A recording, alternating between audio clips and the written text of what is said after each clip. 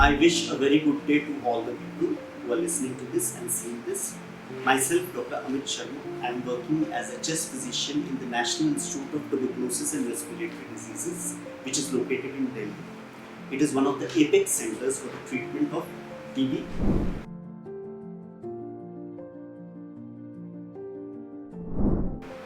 Here, I will like to stress on the multidrug-resistant TB, MDR-TB. MDR-TB is the TB which cannot be cured by the first-line tuberculosis drugs, the normal tuberculosis drugs. So, first of all, I would like to emphasize that why is the menace of MDR-TB increasing? The spread, there is an increase in the prevalence of MDR tuberculosis all around the world and especially in India. So, there are multiple reasons for it. First of all, multidrug tuberculosis is a man-made problem that we have to always know. The incorrect treatment of the tuberculosis, normal tuberculosis, will result in a patient developing multidrug-resistant tuberculosis. Second thing is, because of the increasing pool, our population is so large and we are having a good population of patients who are already harboring strains of MDR-TB. So if they will infect any other person, that person will also get multidrug-resistant TB without being exposed to any drugs in the past.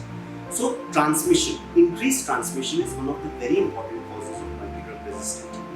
And as far as the treatment propriety, the protocol is concerned, we should have an uninterrupted supply of drugs, which may not be possible due to certain technical reasons. There may be infrastructural problems and there may be problems with the patients. The patient may not be motivated or he may not be having the capacity to adhere to the treatment regime because he feels disillusioned, or he may not be getting enough social and emotional support.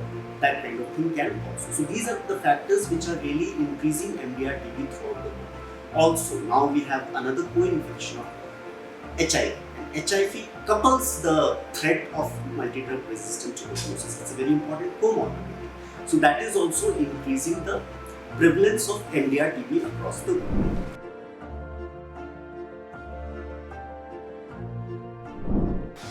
Now, if I am asked, how is the treatment of MDR-TB and normal TB different?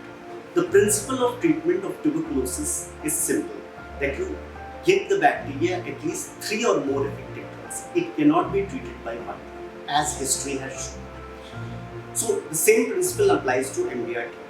But the problem is that in MDR-TB, the drugs are more toxic, they are less efficacious, and they may be required to be taken for a longer duration of time. So that is why the patient's compliance, the patient's adherence, the health worker's awareness, which he will interpose to the patient, that has to be present. And there are certain drugs in the MDR-TB regime which are efficacious, they are very effective drugs, but they may have unacceptable toxicities due to which we may have to change the regimen. So basically, the treatment differences on the drugs, on the regime, on the duration, and on the adverse effects, side effects profile.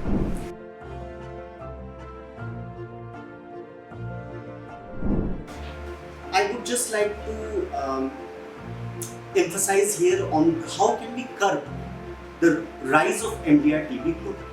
So, how do we prevent it? First of all is infection control practices. The infection, this is a transmissible infection. So, we have to make the patients as well as our healthcare workers staff, because they are the main interface with the patients, explain that what are the cough etiquettes, what are the ways in which TB can be spread, and what are the ways to prevent this spread. Another priority would be early detection, as early as possible. Detect the patients and give them an effective treatment. This applies both to drug-sensitive TB and to drug-resistant TB. So quick diagnosis, quick treatment. And of course, our healthcare system, the infrastructural support, the laboratory support, because early diagnosis has a lot of laboratory requirements for it. And for short-term tests, we need to have good laboratories. So that support has to be there. And the risk factors, there are a lot of risk factors like HIV, I have already mentioned. But there are certain factors which are beyond these. They are the socio-economic factors. Being a patient of TB itself is a taboo in many parts of the world. also in India, in spite of the education, that it can be cured. The patients of tuberculosis and MDR tuberculosis may be stigmatized, not only by others, but even members of their own family. So they already are suffering from a disease, and if they do not get the socio-economic support, the emotional support and motivation, that will really increase the problem of MDR.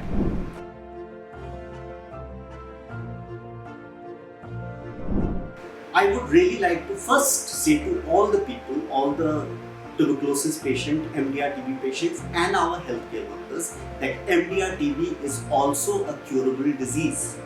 It is not that it is not curable. So that is the positive thing that you have to realize. It's only the duration.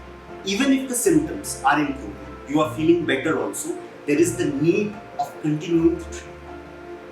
This also has to be explained to our healthcare workers, where I will like to give them the message, and we are ready to train them also how to handle the patient's day-to-day problems regarding the compliance of the drugs, the adherence to the treatment regimen, and how do we also counsel the other people associated with the patient, the family members, the society, that you should not stigmatize the patient. We have to support the patients. There are certain incentives which are also given by the government, apart from the emotional support and counseling which we are providing to the patient.